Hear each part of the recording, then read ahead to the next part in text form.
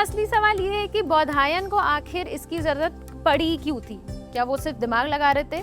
तो answer is no. उनके सामने एक बहुत रियल प्रॉब्लम थी उस टाइम पे। पुराने जमाने में ना एक नियम था, हवन या यज्ञ की वेदी बनाने का नियम, यानी वो जगह जहाँ आग जलाई जाती थी। हर पूजा के लिए इसका शेप अलग होता था, कोई चौकोर, कोई गोल, कोई पंछी की तरह फैला हुआ।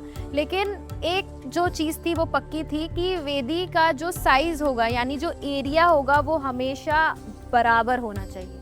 अब इस बात को थोड़ा सा सोचिए और इसे एक एग्जांपल से समझिए कि से आपके पास एक गोल रोटी है और अब उसका साइज बदले बिना आपको उसे चौकोर शेप में बदलना है, लेकिन उसमें आटा बिल्कुल ही सेम अमाउंट में आना चाहिए जितना गोल में आ रहा था। देन चौकोर में भी आपको सेम अमाउंट में आटा चाहिए। क्या आप कर पाएंगे बिना किसी कैलकुलेटर के?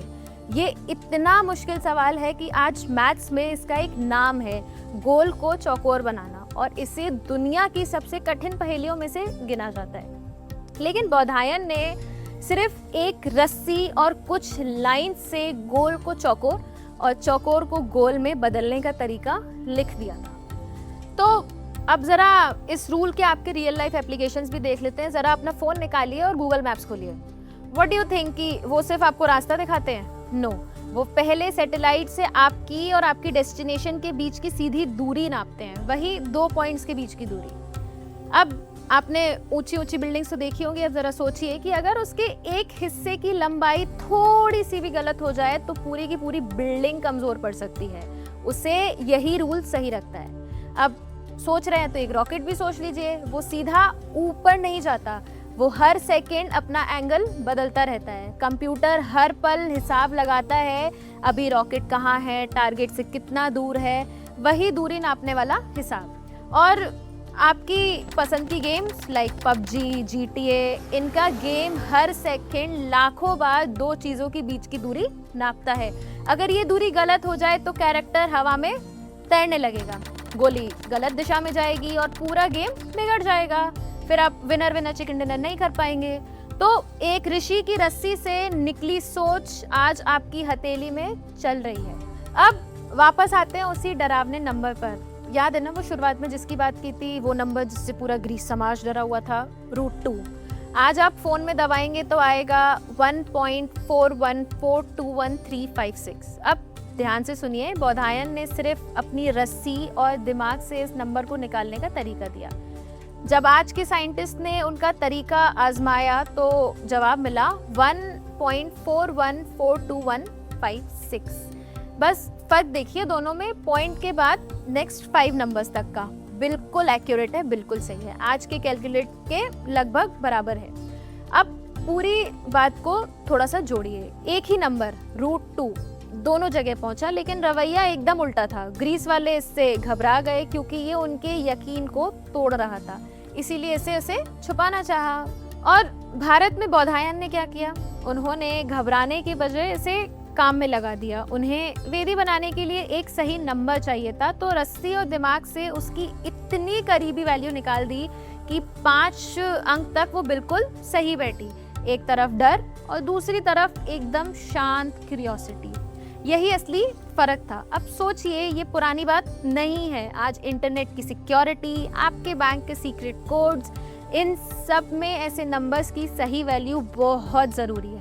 छोटी सी गलती और बड़े सिस्टम तक बिगड़ सकते हैं।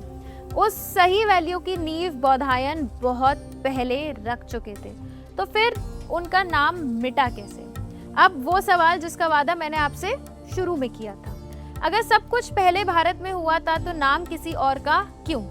इसके 2 मेन रीजंस हैं। फर्स्ट, हमारा ज्ञान कभी लिखा नहीं गया था, बोलकर आगे बढ़ाया जाता था। एक पीढ़ी से दूसरी पीढ़ी तक मुंह जुबानी बढ़ाया जाता था, और जब लिखा भी गया तो पेड़ के पत्तों पर लिखा तो वो जल्दी खराब हो गया। नालंदा जली, तक्षशिला जली और उनके साथ बहुत सा लिखा हुआ ज्ञान राख हो गया। अब आती है दूसरी वजह जो बहुत स्ट्रेट फॉरवर्ड है, दैट इज कि नाम वहीं चढ़ता है जहाँ पे रिकॉर्ड्स बनते हैं, जहाँ पे रिकॉर्ड्स रहता है। अब जब पश्चिम में मैथ्स को किताबों में लिखा गया, छापा गया, पूरी दुनिया में बांटा गया, तो नाम उसी का जुड़ गया जिसका रिकॉर्ड सबसे पहले बना। बौधायन का काम बहुत स्ट्रांग था, बहुत मजबूत था, बहुत अच्छा था, मौजूद था, पर उनके नाम के साथ दुनिया तक नहीं पहुंचा। गलती उनके ज्ञान में नहीं थी, गलती रिकॉर्ड रखने में थी, और यही आज की सबसे बड़ी सीख है। तो अगली बार जब आप मैथ्स की किताब में वो रूल देखें, या फ़ोन का जीपीएस ऑन करें, या किसी ऊंची बिल्डिंग को ऐसे गर्दन ऊपर करके देखें, तो एक पल के लिए उस मैदान को याद कर लीजिएगा, उस ढलते सूरज को याद कीजिएगा, उस झुके हुए ऋषि को याद कीजिएगा, और उनके हाथ की उस रस्सी को भी याद कीजिएगा, क्योंकि यही भारत की सबसे खूबसूरत बात है। यहाँ आसमान को सिर्फ पूजा नहीं गया, उसे नापा भी गया, समझा भी गया। बौधायन की कहानी यही सिखाती है। रिसर्च इसीलिए नहीं रुकती कि साधन कम है, रिसर्च तब रुकती है जब सवाल पूछना बंद हो जाए, क्योंकि जब सवाल सही हो तो एक अकेली रस्सी भी पूरी दुनिया का गणित बदल सकती है। अब मुझे आपसे एक जवाब चाहिए, जो आप कमेंट में ज़रूर बताइएगा कि क्या हमारी किताबों में पाइथागोरस के साथ बौधायन का नाम भी होना चाहिए। मिलते हैं अगले एपिसोड में एक नए ऋषि और नए रिसर्च कनेक्शन के साथ। तब तक फॉलो कीजिए सोल सोन लैब को। Thank you.